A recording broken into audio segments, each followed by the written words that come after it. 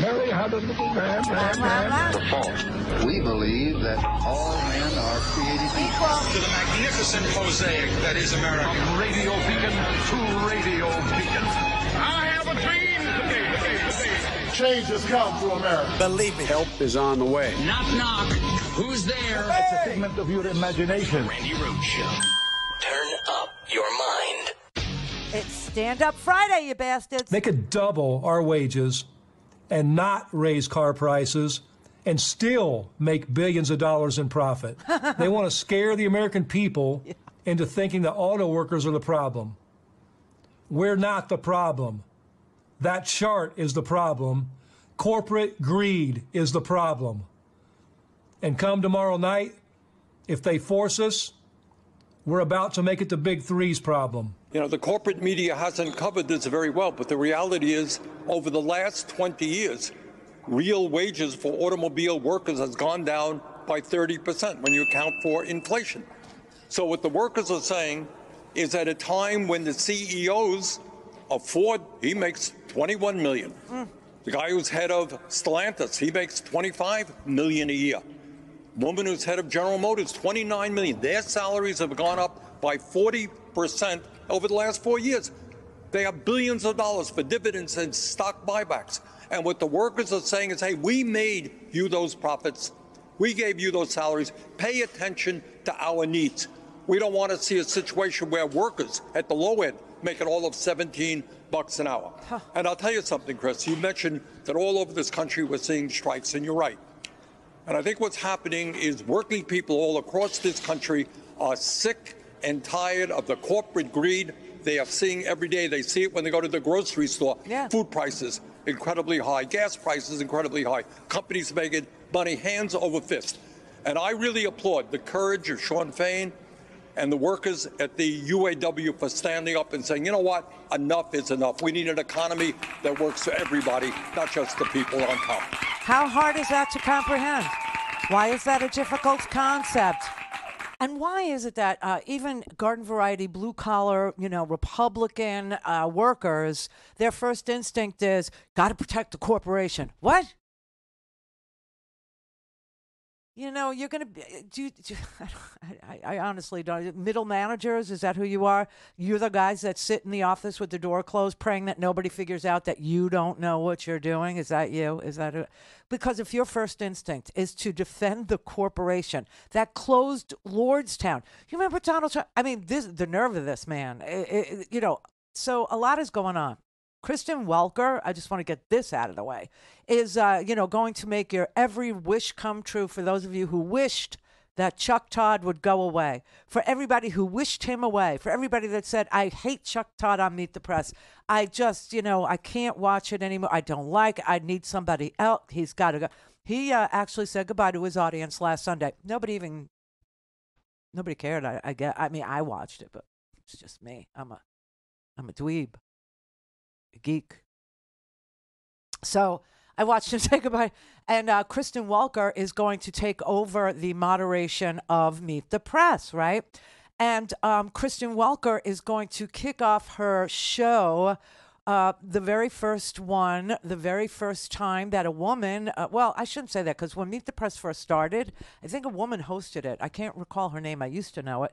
But she was a woman, the first moderator of Meet the Press. Anyway, so I also want to say first woman.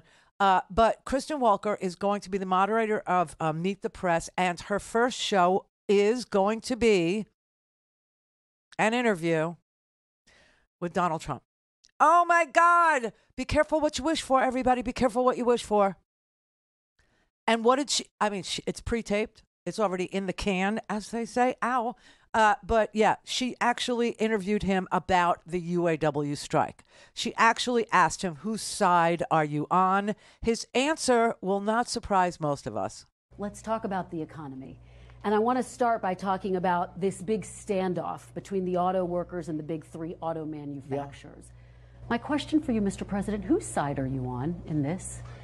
I'm on the side of making our country great. Oh, my God. The auto workers are not going to have any jobs when you come right down to it. Because if you take a look at what they're doing with electric cars, electric cars are going to be made in China. The auto workers are not going to have any.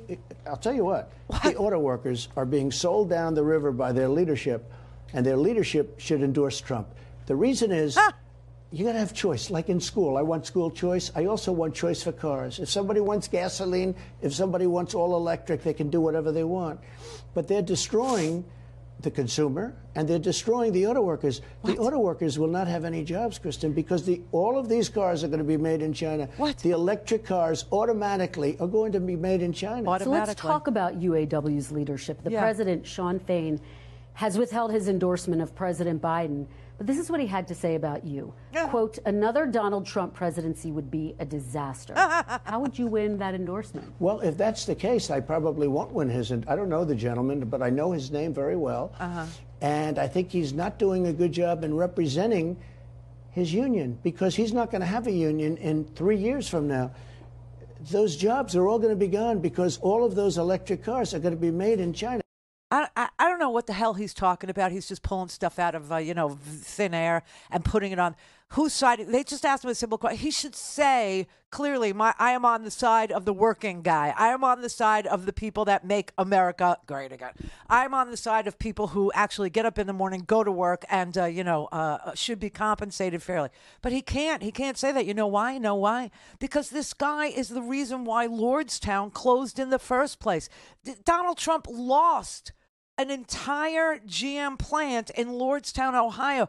People had to move out of Ohio and move to Michigan, move to Indiana, move to other places. And he told them, buy a house. Remember, he stood on the stage and he told them, I got this. And they voted for him. All these blue-collar, hardworking dudes and ladies, they voted for him, okay?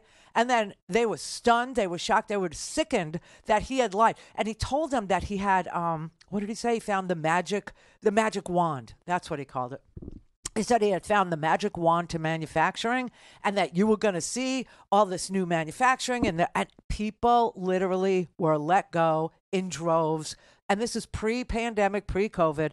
And the people in Lordstown were like, oh my God. And Tim Ryan and, Sherrod Brown from Ohio, they had all called Donald Trump and asked him for his help, and he ignored them because he didn't like their party affiliation.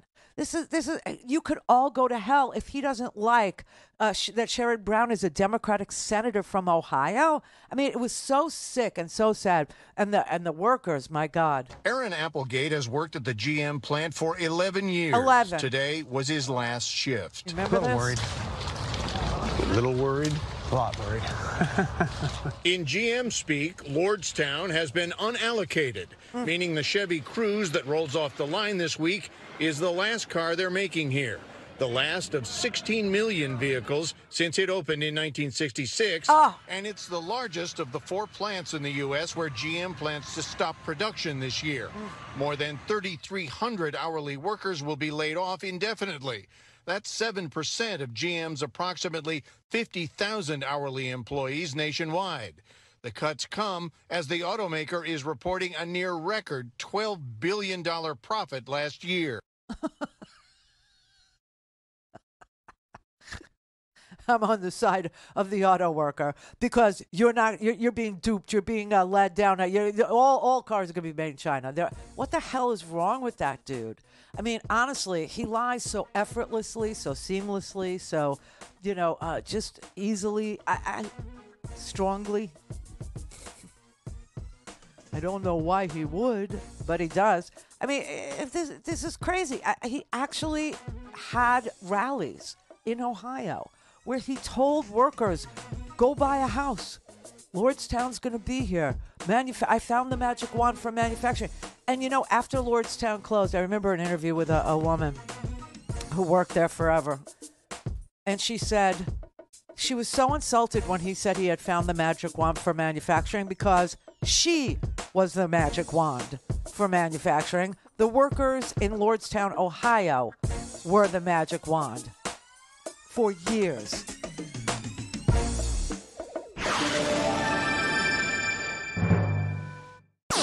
All things Randy at RandyRhodes.com. Go for launch. Speaking truth to power, The Randy Rhodes Show.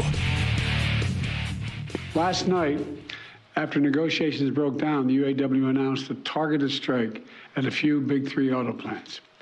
Let's be clear. No one wants a strike. Say it again. No one wants a strike. But I respect workers' right to use their options under the collective bargaining system. And I understand the workers' frustration.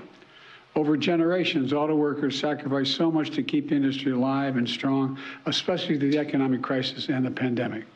Workers deserve a fair share of the benefits they help create for an enterprise. I do appreciate that the parties have been working round the clock. And when I first called them at the very first day of the negotiations, I said, please stay at the table as long as you can to try to work this out. And they've been around the clock, and the companies have made some significant offers. But I believe they should go further to ensure record corporate profits mean record contracts for the UAW. Let me say that again. Record corporate profits, which they have, should be shared by record contracts for the UAW. There's a president that actually gives a damn about the working people, whereas Donald Trump is saying, which side are you on? He can't tell you. He can't tell you. It just depends who's paying him. It depends who's endorsing him. It depends who's, from what party. Are the workers Republicans? Did they vote for me? Or the workers Democrats, did they vote for him? It's very sick and it's very sad. And there is no comparison, with Donald Trump's lack of support for working people while he lies through his teeth about how, he's all about the middle class and he's all about the working guy and he's all about the blue collar guy. It is an amazing thing. And when Lordstown closed, I guess everybody forgot that Donald Trump hates working people. It's really strange because Mitt Romney yesterday retired, right? What does that have to do with the price of rice? Well, I'll show you. Mitt Romney actually said that he wasn't running for re-election yesterday because his party has collapsed. There is no Republican Party anymore. They used to be the party of business. They used to be the party of the CEOs. They used to be the party of the people who made $29 million a year. Do you know how much $29 million a year is in a paycheck, in one paycheck? Like, let's say you got paid bi-weekly. I've never seen a paycheck for multiple millions, okay? But I can tell you that if you make $1 million a year, your paycheck, I think it was bi-weekly, was $42,000. $42,000 in one paycheck. So multiply 42,000 by 29 million, right? Because that's 42,000 biweekly is 1 million. So figure $20,000, 52 weeks a year. Somebody do the math for that, and then times it by 29, and you'll see what a paycheck for $29 million looks like. I mean, it's obscene.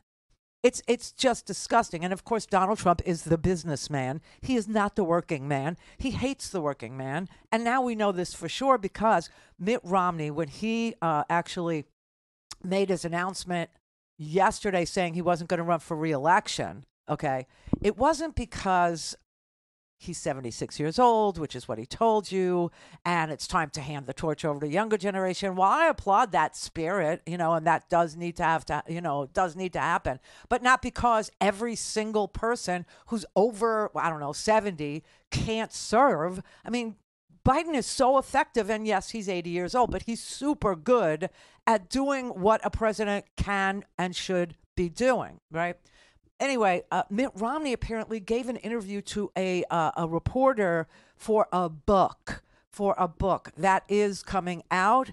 And this reporter works for The Atlantic and was following Mitt Romney for 2 years. Mitt Romney's been cooperating with this tell-all about being a senator for 2 years.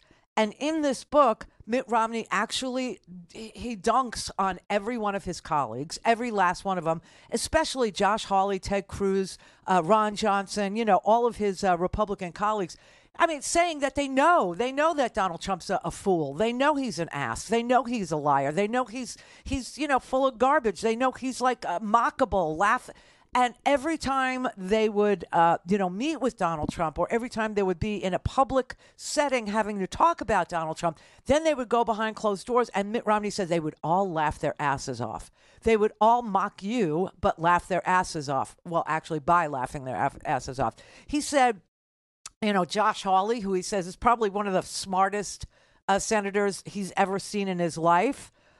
J.D. Vance of Ohio, he said about J.D. Vance, he said, this is a quote from this book. He said, I don't know that I can disrespect someone more than J.D. Vance. You know, and I think it's because he's such a betrayal of what made J.D. Vance a household name, right? J.D. Vance's Hillbilly Elegy, which got made into a movie, was all about, the working class in Ohio and how the hard scrabble life really is and living up the run and being poor and everything else.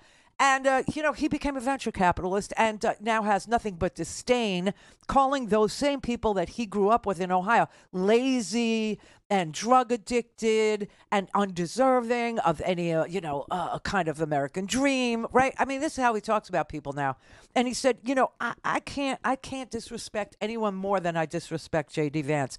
And then he goes on to say about J.D., he said, it's like, really, you sell yourself so cheaply? Ha! And then he said, right behind J.D. Vance, who is the most disrespected Republican senator he ever met, is Ted Cruz and Josh Hawley. Cruz, Texas, Josh Hawley, from Missouri. He said the idea that they were furthering the 2020 election fraud claims that the election was stolen, he said, quote, they know better. Josh Hawley is one of the smartest people in the Senate, if not the smartest, which is sad, and Ted Cruz could give him a run for his money. But they made a calculation that put politics above the interests of democracy and the Constitution. And then speaking of the Constitution, he says that very few of his colleagues, his Republican colleagues, even care or believe that the Constitution is important. Really. They think it's just, something to, put in your pocket and hold up in front of people to demonstrate patriotism, but that they really don't believe in any of the constitutional principles that are laid out. They really believe in oligarchy. They really believe in authoritarianism. They really believe in, the golden rule, meaning he who has the gold makes the rules. You've heard that, right? Yeah, that's who they are, he said. He said, Mike Pence, this is beautiful, coming from two very uber religious dudes, okay? Mike Pence, he said, no one has been more loyal, more willing to smile when he saw absurdities, more willing to ascribe God's will to things that were ungodly than Mike Pence. Ooh. Ow, he's calling him a not lukewarm, which would be really gross. He's calling him a phony. He's calling him a fake, a fraud. He's calling him a fake Christian, just a guy who finds it useful to spout, because he literally smiles at ungodly activity, ungodly, things like punch him in the face, like that, right? And then he talks about Ron Johnson, and he says, is there any conspiracy he doesn't believe? It's very sick. To speak to Randy, call 561-270-3844. 561-270-3844. Friday! Fall. Free speech TV pledge drive. Friday, fall, free speech TV pledge drive. What does that mean to you? I'll tell you what it means to me. It means to me there's a deadline that one of our frontline funders on a Friday has set a deadline for me for Friday. And the challenge that I had was, could I find and could I encourage 500 uniquely new donors to pledge something to support independent media a la Free Speech TV? So I think I have about 100 more I have to find. I know we've done 400 people. So I think, it's somewhere between 100 or 70 now. I don't know. So if you've never, ever donated the $5 or the $10 or whatever it is you feel comfortable doing, 20, 25, 50, know that today is a special challenge for you to choose today. Why? Because if I can get to the number 500 new donors, then one of our frontline funders will donate $10,000 celebrating me No, celebrating us because we were able to meet their challenge. So that's what is on the table today, the $10,000 to get us to the total that we need to be at, which is usually $250,000 in 2 weeks. That's what we have to raise, okay? So if you would like to support the people who work really, really hard in Denver, Colorado, just call 877-378-8669, 877-378-8669. And you could talk to one of those fabulous people over there in Denver and tell them that you support their work with a couple of bucks. Freespeech.org will also get you to a donate page. And if you like using your phone, and who doesn't, text FSTV to 44321, and we will send you a secure link. Thank you very much. All right, Louis in California. Hey, Randy, how are you? Good. You're doing good. Well, I've been a little frustrated lately with politics. I mean, do you, I want to hear your opinion on this. Do you think Donald Trump could actually get reelected and installed in the presidency? It's America. Who the hell knows, Stranger things.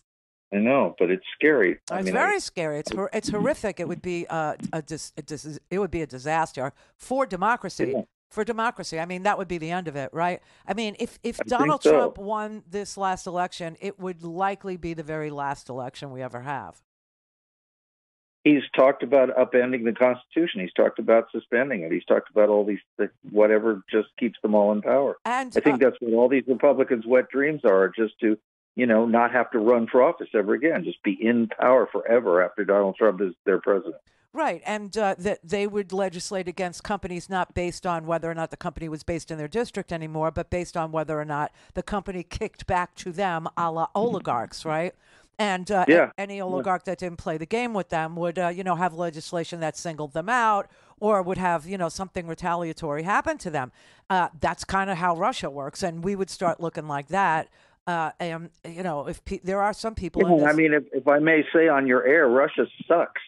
I mean, you don't want to be living in Russia. Everybody who lives there actually hates it, I think. My family's from Russia, actually from Odessa. My grandfather was born in Odessa. Me too. Odessa. Yeah. So we're Ukrainian.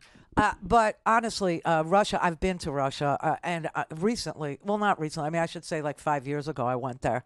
And let me tell you something. There's the very rich and everybody else. And that's the way it is. And people are miserable. They are drunk by 10 o'clock in the morning. This idea that, there's on my Instagram page an older photo of me in Russia sitting at a table.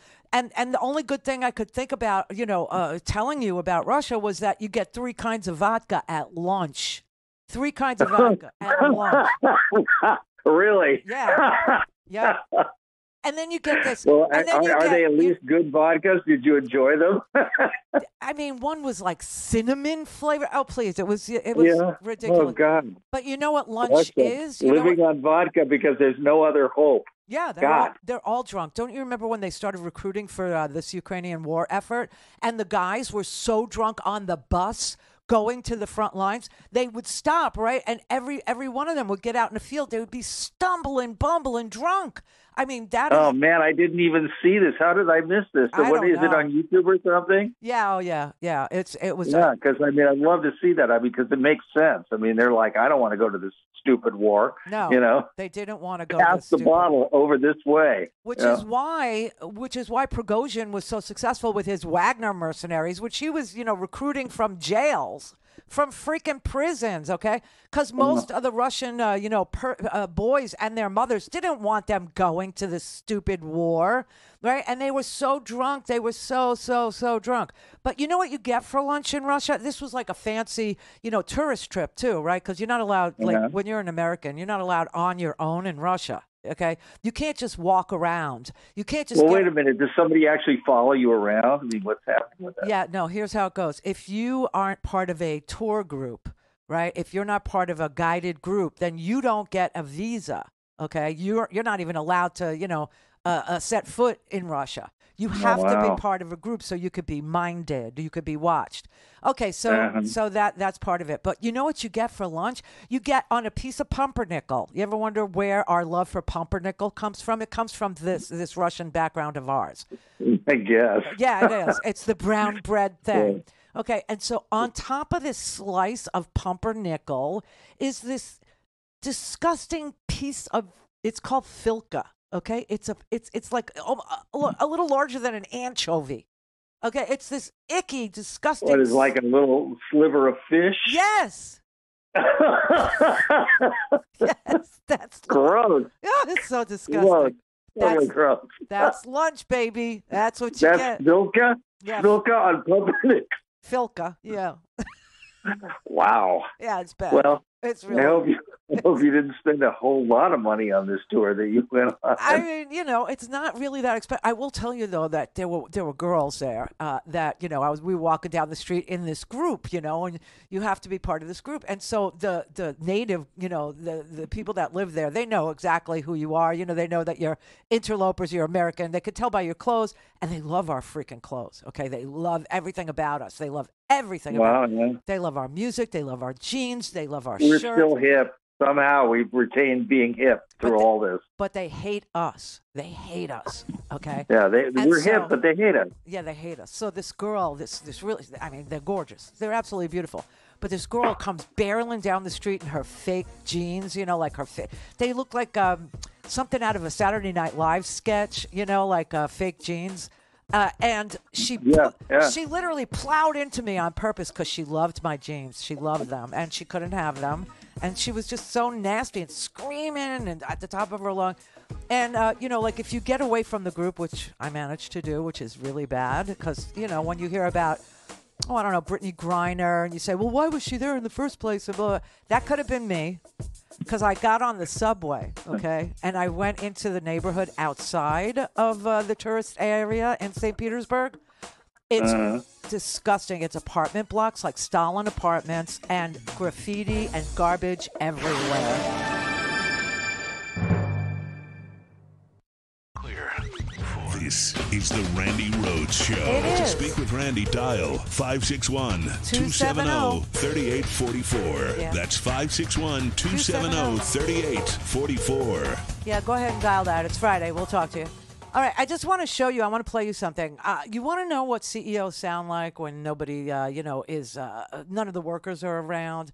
Do you want to know how, like, the elite of the world actually view your efforts to go to work and create something and, make it a really good product for their benefit. And, hopefully you'll get a piece of the action, too, in the end after they, take in enough revenue to pay all their bills. And then after that, the profit you would get a portion of. Yeah. Let me show you what CEOs sound like. This guy here, he's a rich developer. Okay. This is what he is. His name's Tim Gurner. And he's very upset right now. He's very frustrated because what we have here in America, because of all the investment that went on in America, like the Inflation Reduction Act and the American Rescue Plan and the Chips and Science Act and the Inflation Reduction Act, which did reduce inflation from 9%, to like 3%. So anyway, they're frustrated because a tight labor market means you get to choose where you'd like to work. You don't have to take just any damn thing, right? And if you are able to choose something you really love and you're really good at it, maybe you get to, ask for more wages because you're so good at what you do. He is so resentful of that scenario as an employer that he actually wants to create chaos, screw up the market, on purpose by getting his fellow CEOs to say this kind of crap, to say, they can't afford you anymore, and whip you back into shape where you're happy to be a wage slave for them and realize where the pecking order in life actually is for you. Listen to this. We need to see unemployment rise. Unemployment has to jump 40, 50%, in my view. We need to see pain in the economy. We need to remind people that they work for the employer, not the other way around. I mean, there's been a systematic change where employees feel the employer is extremely lucky to have them, as opposed to the other way around. So it's a dynamic that has to change. We've got to kill that attitude, and that has to come through hurting the economy. Hurting the economy. We have to get together as CEOs, as titans of the world, as the elite, as the swamp, and we have to create chaos. Because in chaos, we can steal. How disconnected do you have to be from the average American to actually say something like that? Well, he's not American; he's Australian, Right, but he's citizen, speaking. right. He's speaking to the elite of the world, who, they're borderless. Nobody cares Rupert Murdoch as an Australian. Nobody cares this guy as an Australian. Okay, these people are ruthless. They're murderous, and they actually are resentful that they even have to pay you at all. These are the people that actually will tell you things like slavery was beneficial to the slave because it created a skill set. Okay, this is the mindset of the elite. This is the mindset of the corporate. This is the mindset of the CEO today. And like I said, they're borderless. It doesn't matter. You hear an accent, you go, oh, well, that doesn't represent, the CEOs of GM. Do you know that Stellantis, which is responsible for Chrysler and Jeep products, Stellantis, it sounds like a pill. It's a little pill with a big story to tell. I mean, I don't know. Or nothing is everything. Stellantis. Oh, I had Stellantis all over me. And then I, took the little pill with the big story to tell. And now nothing is everything. I'm clear. Clear for 5 years. I love Cyndi Lauper, but enough already, okay, with that commercial. But yeah, Stellantis is a Dutch company. Stellantis is based in Amsterdam. Great place. Not American. And nobody cares, okay? Nobody cares. American workers want to make Jeeps. They want to make Chryslers for $25, $30 an hour plus benefits. They work at Stellantis. That's what I'm saying to you. It doesn't, it's like so ridiculous anymore. But anyway, so they played that clip. Chris Hayes last night played that clip for Bernie Sanders. And he was like beside himself with disgust for that. We need to remind people they work for the employer, not the other way around. What do you think of that? I think it's disgusting. It is. And it's, hard to believe that you have that kind of mentality among the ruling class in the year 2023. This is the richest country in the history of the world, and yet we still have 60% of our people living paycheck to paycheck. People can't afford housing. People can't afford health care. They can't afford child care. They can't afford to send their kids to college. And what these guys are saying, hey, this is all great. Working class is in disarray. Let's have more unemployment. We can get richer and richer, make them more and more desperate. That is the kind of greed and arrogance that the UAW and unions all over this country are standing up to. I applaud them, and I would hope that all of us as Americans stand with the UAW in their struggle.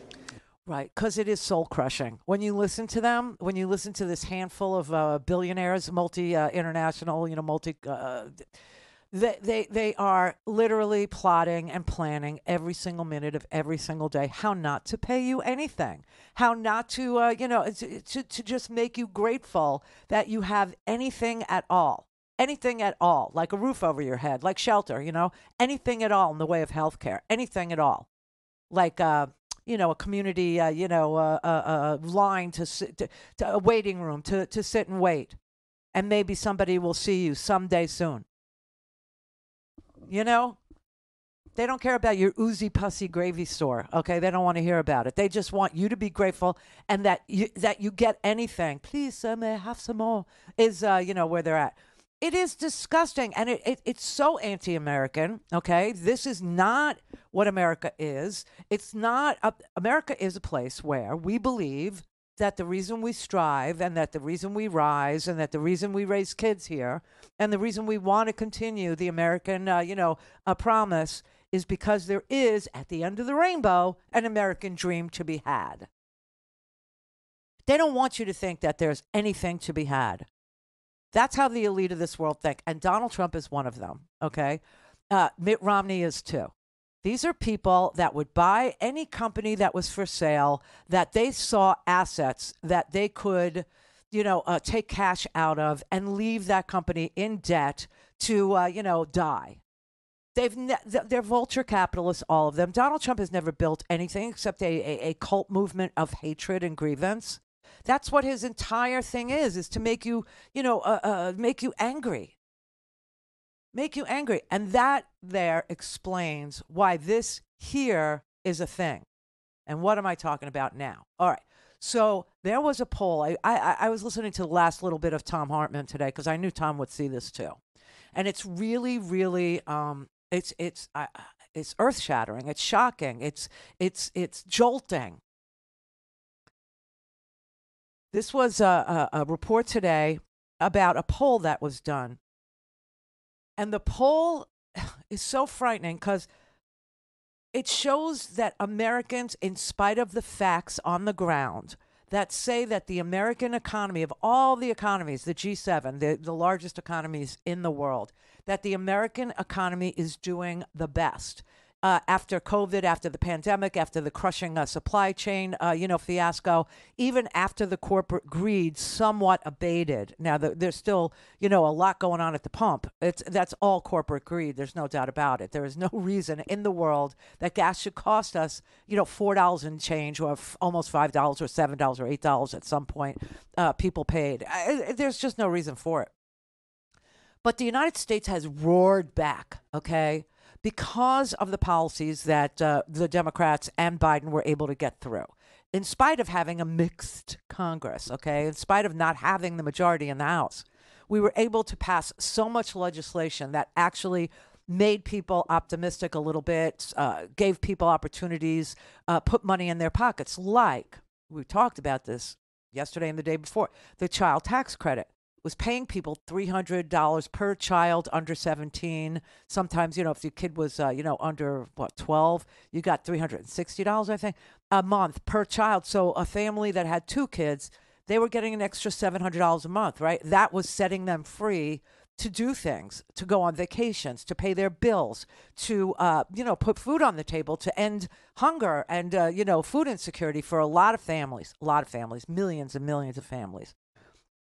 The other thing that really helped was the enhanced unemployment benefit. Remember that? And the Republicans wailed and screamed about how you'll never go back to work because in a lockdown, okay, in a scenario where there was, a deathly virus at the door, they didn't think that you should get any help to stay home, right? Whatever. They were sick. They were twisted. They were Republicans. They were this guy here, right? And when those pandemic enhancements to the middle class ended, the Republicans refused to renew any of them, even though we had learned that guaranteed income coming into houses, not only could we afford it, but it was productive for us.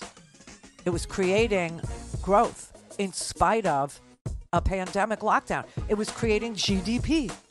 It was creating an environment where the U.S. could come out of the pandemic and roar back to normalcy. It was also helping with supply chain issues and other things, right? They did a poll today, and because Americans are so distrustful of their government, they refuse to believe that America roared back after the pandemic. They think things suck. Clear for takeoff. Randy Rhodes. Mary had a little man. The fault. We believe that all men are created equal. To the magnificent mosaic that is America. From radio beacon to radio beacon. I have a dream today. Change has come to America. Believe me. Help is on the way. Knock, knock. Who's there? It's a figment of your imagination. Randy Rhodes Show. Turn up your mind. Everything working people have ever won, we've won together. Today, America's auto workers are in the fight of our lives. The fight for a decent standard of living. The fight for wages that grow with inflation. The fight to retire with dignity. The fight to protect our communities against plant closures. The fight for better work-life balance so we can see our children grow up and our parents grow old. Winning these demands will take all of us fighting together. It will take a return to our roots. Collective action gave birth to our great union. After years of facing down company thugs, spies, and anti-union laws that favored big business, the auto workers in Flint, Michigan took decisive action. In 1937, they occupied General Motors plants and set off an organizing firestorm in our country.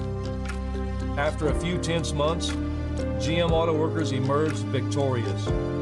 They had won their union and a contract. The creativity, discipline, and defiant spirit of auto workers was contagious. The sit-down strike sparked a strike wave that quickly spread across the entire working class, everywhere from auto plants to department stores. Nearly 400,000 workers across the U.S. participated in sit-down strikes in 1937, giving birth to a new industrial labor movement. We are once again returning to our roots and reclaiming our tradition of holding the line for working people against unchecked corporate power. That is why we are launching a new kind of strike against Ford, GM, and Stellantis. This is our generation's answer to the sit-down strike of the 1930s. We're calling it the stand-up strike. This is a strike that starts small and builds over time as more and more of us stand up and join the fight. This is a strike that keeps the companies guessing as to where and when the next local will walk out. And just as importantly, we are striking the big three, all three. We told them September 14th is a deadline, and we meant it. The big three have made $250 billion over the last 10 years. They made $21 billion in profits in the first half of this year alone.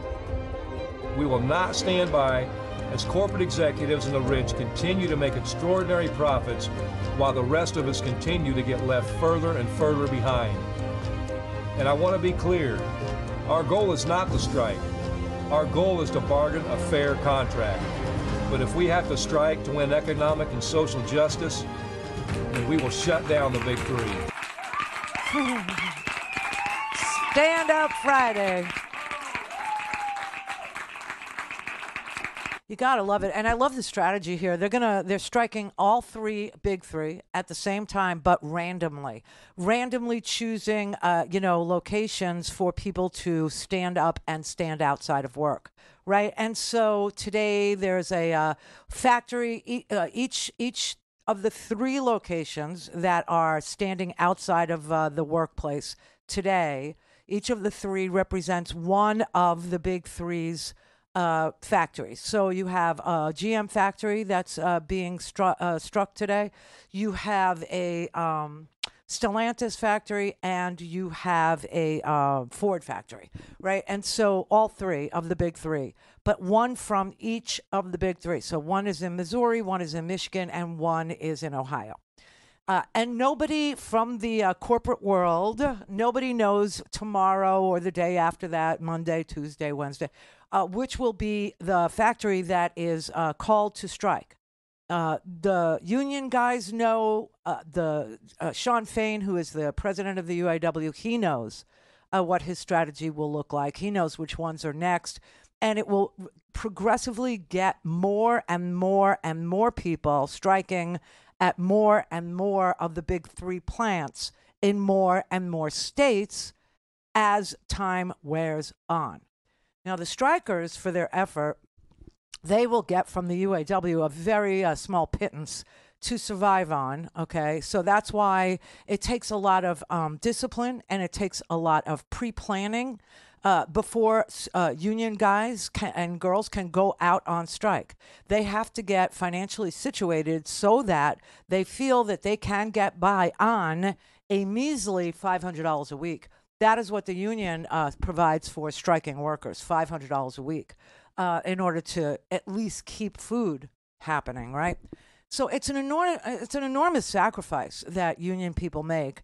But the idea that you could have brothers, the idea that you could be part of a collective, the idea that you could bargain that way for fair wages in the face of $21 trillion in profit, CEOs that are making $29 million a year, $21 million a year, $25 million a year, and you're working for $17 an hour because you came in after 2008 when the union gave back parts of their pension funds, gave back parts of their salaries, gave back parts of their benefits in order that they could support the company.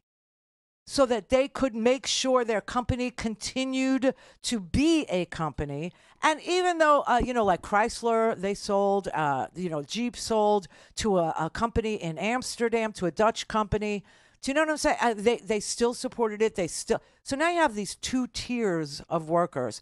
You have people who have been there, forever, who actually entered into these agreements in 2008, never to have any of the things they gave away restored. And then you have the new workers who came in after 2008 who were signed on for like $17 an hour, where, it should be like 30. It should be 28 or something like that. Okay, and so they're the second tier. It is so ridiculously ugly and gross what these companies are getting away with after these workers demonstrated over this 15-year period that they would sacrifice for the benefit of the company. Well, now the company is financially flush. All of them. The big three are financially flush. They are doing better than they could have ever dreamed when they took $182 billion in our taxpayer money as bailouts to bail out the auto industry, and sacrifices from the workers on the other side of it. And now it's time for them to pay. It's been at least 10 years that they have enjoyed these profits that are astronomical numbers. I mean, ridiculous numbers. And instead of, once they got financially flush, instead of saying thank you to the workers who make the product that they are financially flush off of, they actually said, you know what, we're going to do stock buybacks. We're going to buy back our own stock to prop up the price per share, okay, so that the CEOs could get their bonuses on top of their giant fat salaries.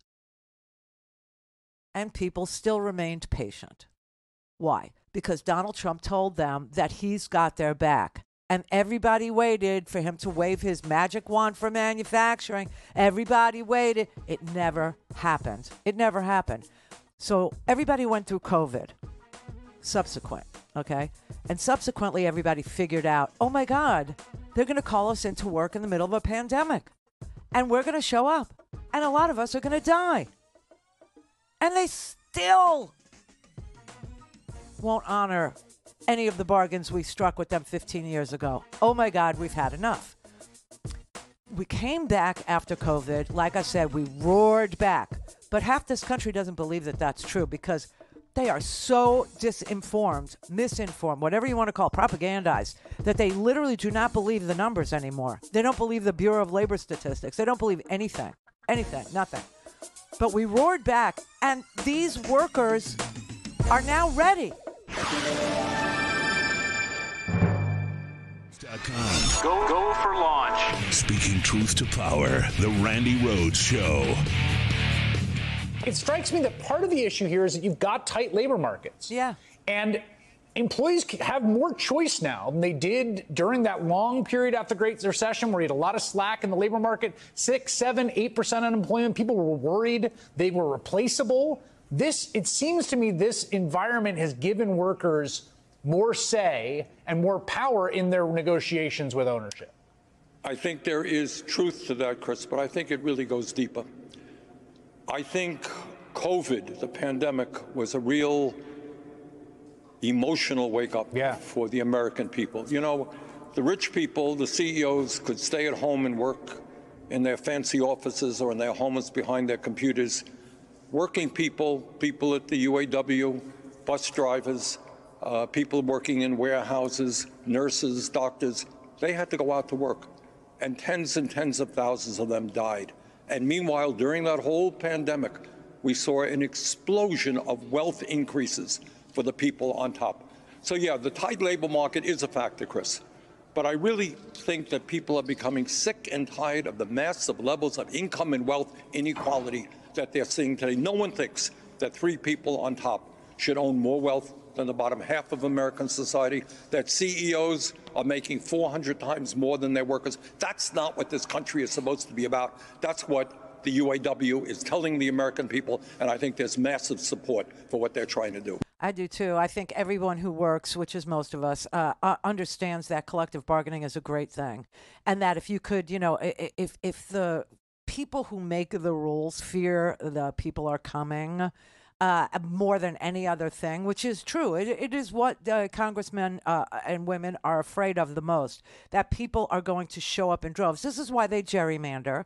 This is why they try to suppress the vote. This is why they don't want you to know what the right date to vote is. You know, the old trope about how you vote on Wednesday, or they pass out cards, in a neighborhood and they say, don't forget to vote on Thursday, right?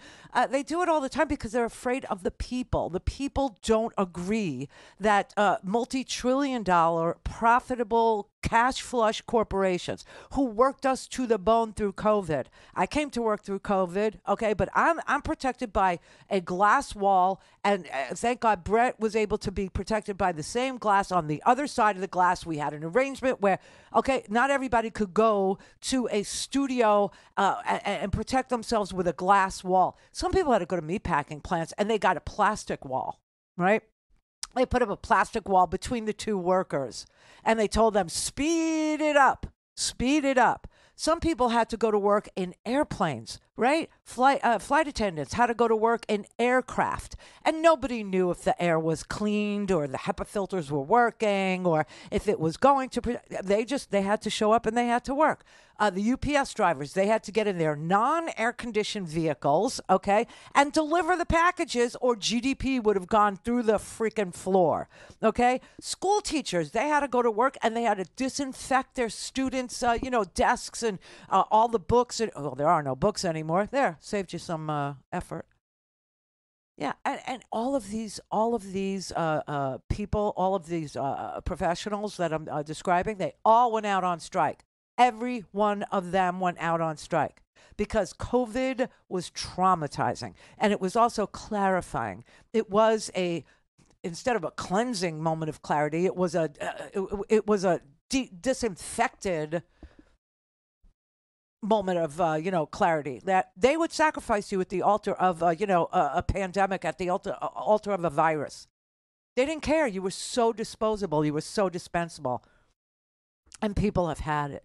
And America, I really believe America is, been traumatized. I do. I think that we have an inordinate amount of trauma in our society still about our politics, about the polarization, about what we saw, about what they put us through, about the disconnected nature of the companies that we all said, we're company Joes, we work for the company takes, that's all gone out the window, okay? Nobody has that spirit about, I'm only as good as the company is, because the company doesn't pay you back. The company doesn't reward you. They don't take you along for the glorious ride into the profitable future anymore. It's all about creating chaos in a marketplace. It's all about creating large, big unemployment numbers so that you will be terrified. Big layoffs, right? News about big layoffs all the time so that you will not feel secure. You will not feel safe. You will always feel traumatized, threatened, always. That is what the elite want for you. And quite frankly, I think through COVID, people actually experienced it, and they saw it, and they understood that, there was absolutely no place, no safe place for anybody who couldn't stay home, and that you couldn't, if you wanted to, feed your family, if you wanted to, survive COVID financially, you had to show up, you had to work, you had to risk your life. I mean, literally risk your life. And there was no reward on the back end, even though, like I said, this economy has boomed back to health. And, when I say that, I don't want to discount what Bernie is trying to tell us, what Bernie is trying to not just tell us, but to highlight. And what Bernie's trying to highlight when Bernie says what he's saying about people being, left behind, and people, not feeling protected and not feeling secure, even though they're working an inordinate amount of hours, okay? It's because there's no wage that's being offered that's commensurate with the sacrifice.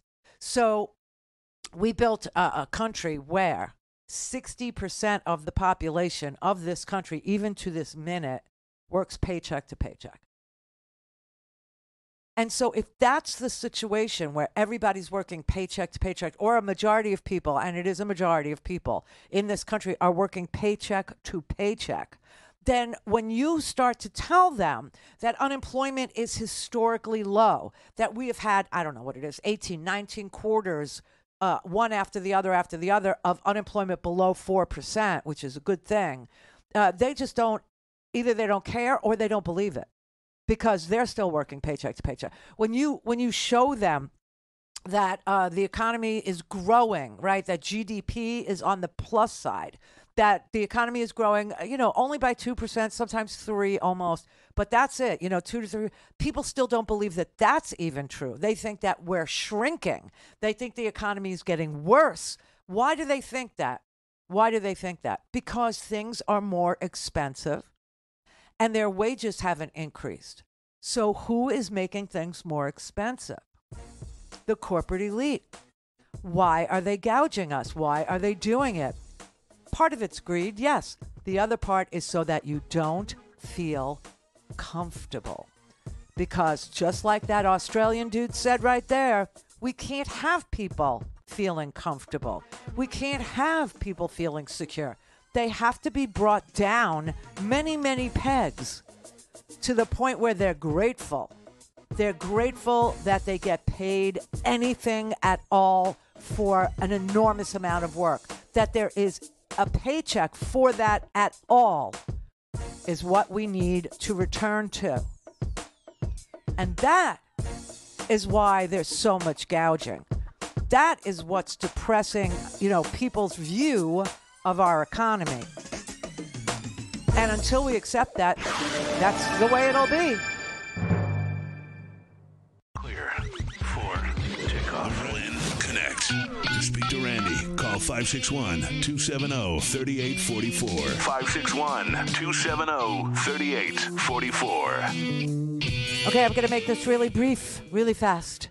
It is not $5 Friday. It is a new donor Friday. Okay, this is it. This is the end of the challenge. Today we had a donor challenge to produce 500 new givers, new giving gods and goddesses out there in the free speech TV audience. And if we could get 500 new donors, they would then contribute $10,000 to the total that we need to reach in order to conclude the fall pledge drive for Free Speech TV. So I don't know how many. I knew coming in to the day that it was about 100. So I'm guessing we'll get there, but listen, I don't know. So I'll tell you on Monday if we did or we didn't. But 877-378-8669, that is the phone number to talk to somebody in Denver. They could probably tell you. Or you could go to freespeech.org/donate and make a donation that way.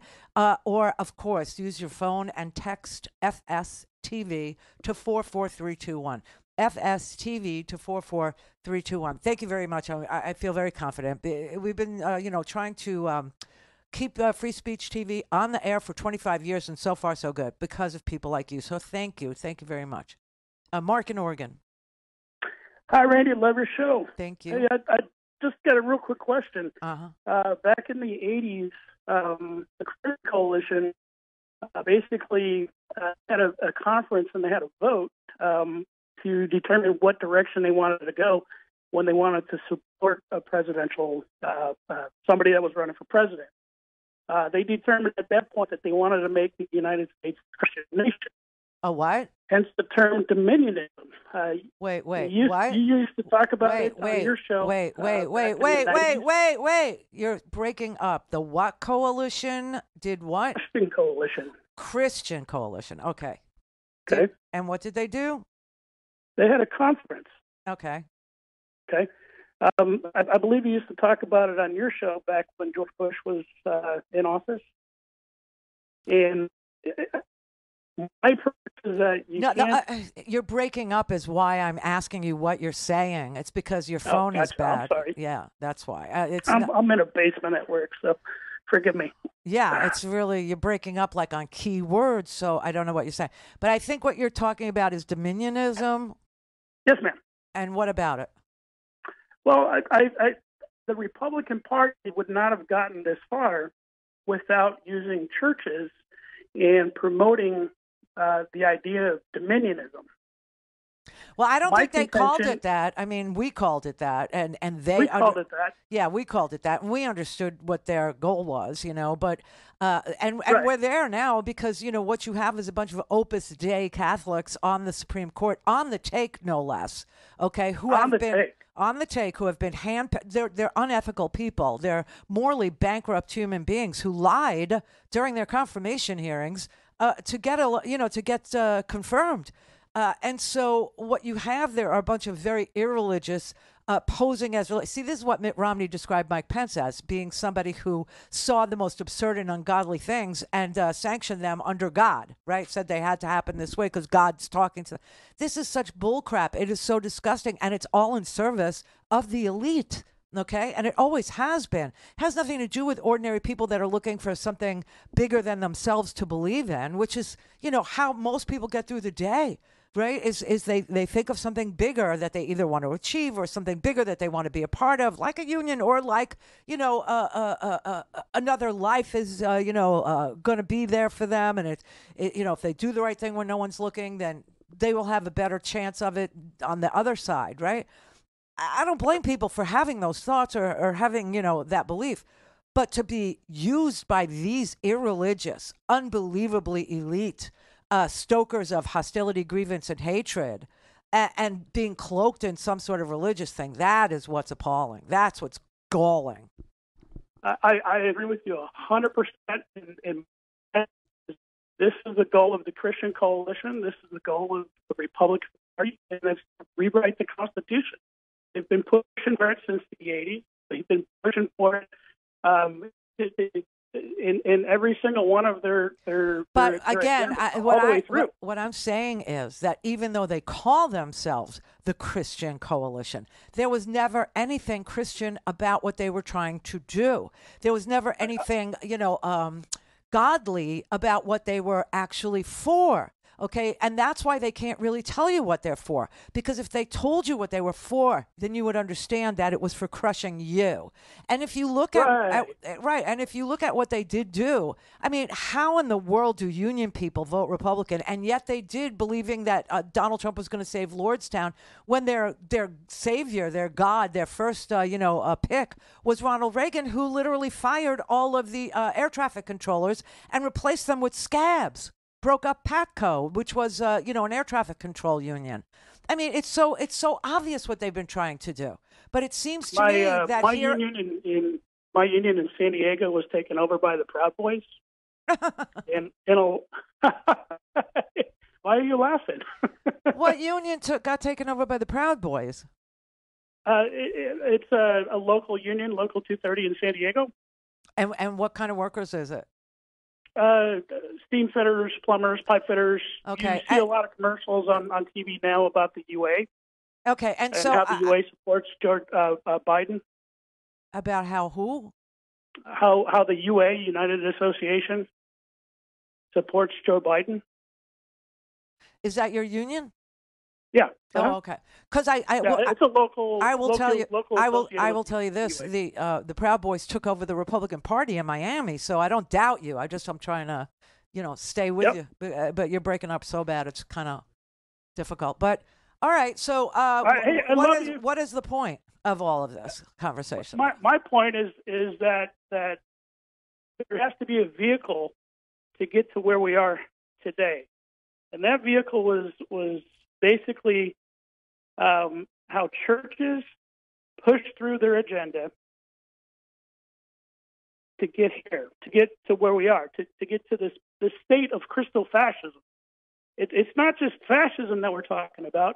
We're talking about a religious element of fascism. The same thing that the Nazis did, and I think they're using the same playbook. Well, it's interesting because the Catholic Church literally had no problem with Nazism for a very, very long time. And here you have a bunch of Opus Dei Catholics on the Supreme Court who obviously don't have a problem with fascism either. But one of the tactics, besides for the uber religiosity, right, one of the tactics that they're using too, and don't don't forget to look at this, don't forget to notice it, is crushing the unions, crushing workers. And the idea that we have a tight labor market, meaning you can choose and pick where you want to work now, the idea that we came through COVID with an understanding that we will be asked to die for corporate, and a lot of us will show up and do it, but they will never reward us. That is the part of the bargain that needs to be fixed. I agree with you. Right. And so when you hear these elite people sit there and say, well, this isn't working for us, we don't want to pay taxes, and we don't want to see people think that we as employers should be grateful for their work.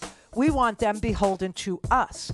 So we have to create chaos in the marketplace again so we can steal some more from them.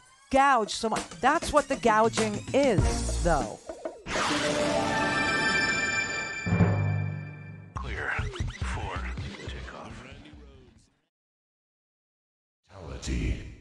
This is the Randy Rhodes Show. To speak with Randy, dial 561-270-3844. That's 561-270-3844.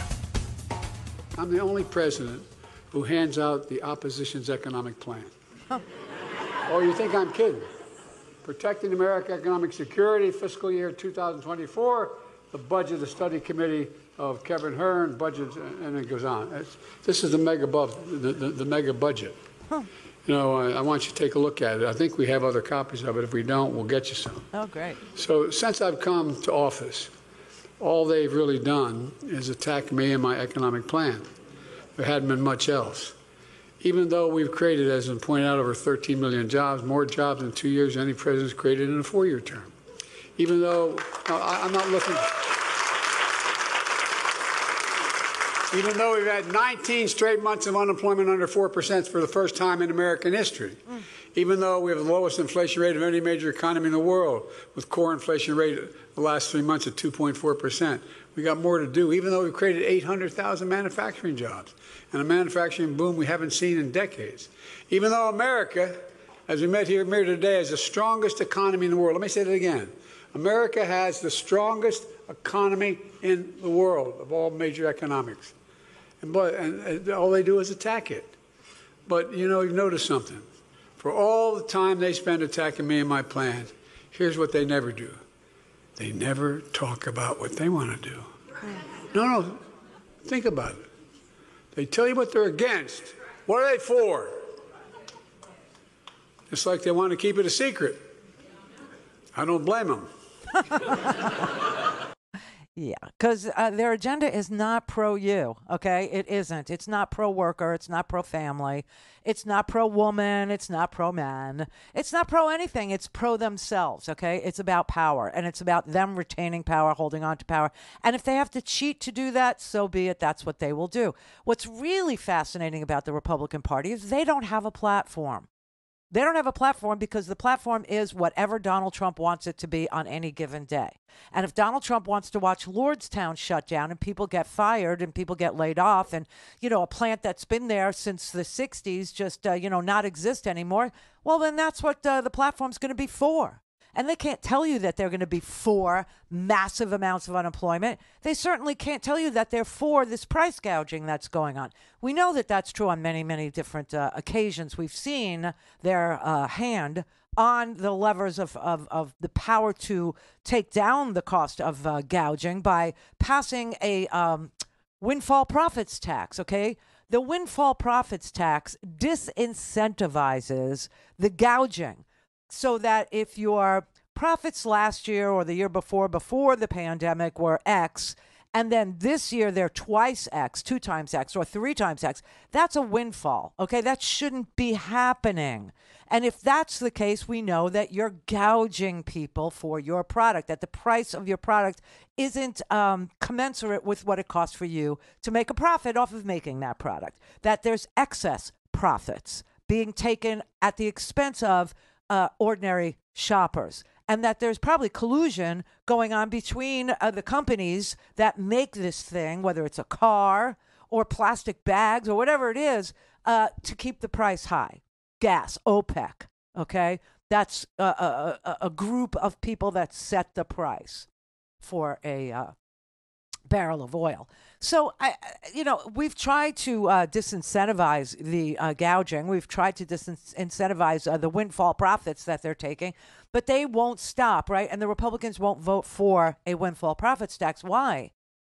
Because the gouging is serving the greater purpose, and the gouging is keeping Republicans with a glimmer of hope that they can win another election, because Americans are paying more for things and their wages aren't going up.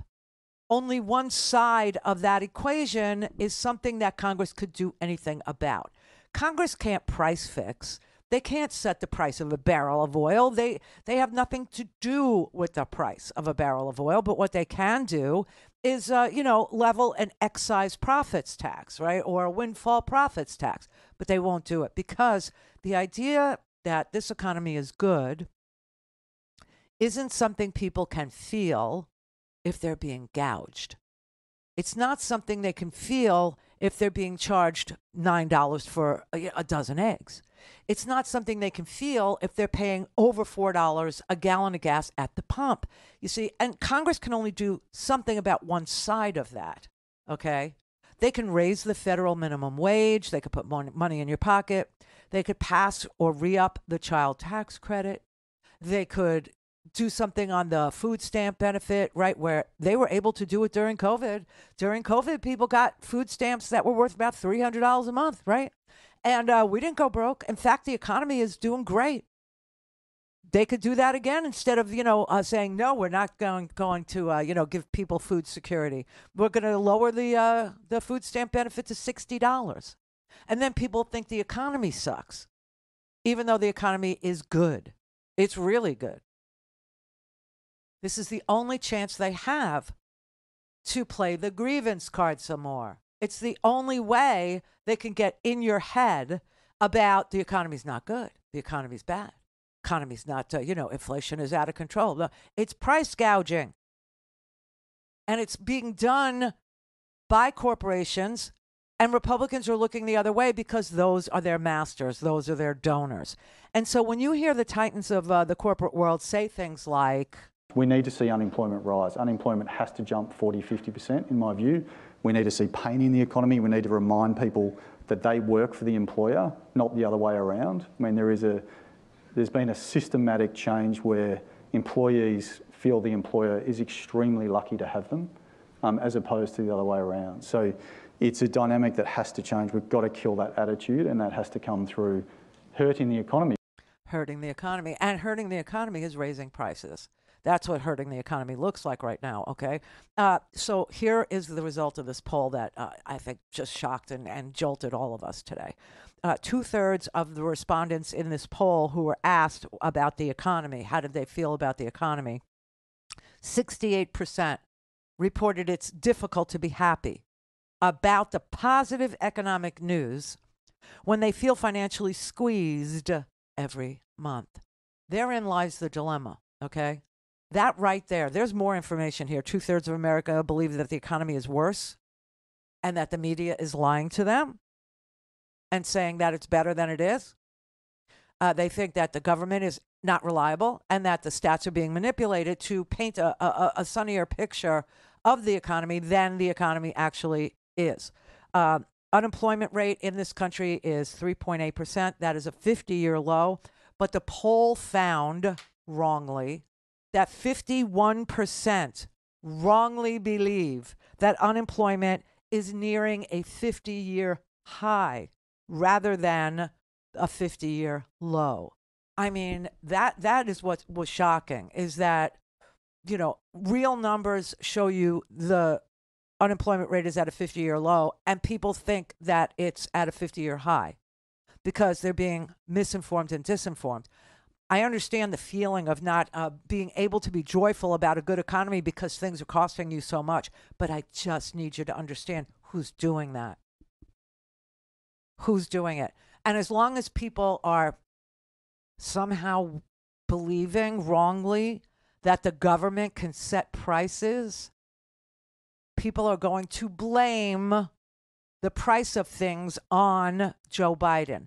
And Joe Biden doesn't have anything to do with the price of things. Joe Biden can help you pay for things, and Joe Biden wants to help you pay for things. He wants to restore the child tax credit. It's time billionaires began to pay at least a minimum tax of 25%, for God's sake. Right. There'll still be multi-billionaires at that.